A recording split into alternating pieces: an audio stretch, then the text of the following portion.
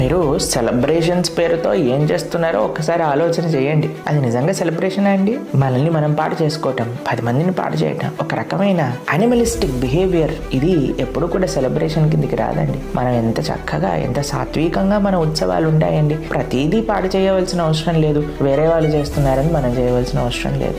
సంతోషంగా ఉండండి, సాత్వికంగా ఉండండి, ఎవరిని ఇబ్బంది పెట్టకండి. మనల్ని మనం ఇబ్బంది పెట్టకుండా సంతోషంగా ఒక మంచి మార్పు తెచ్చుకోవడానికి ప్రయత్నం చేద్దాం. మీ అందరికీ ఆంగ్ల నూతన సంవత్సర శుభాకాంక్షలు.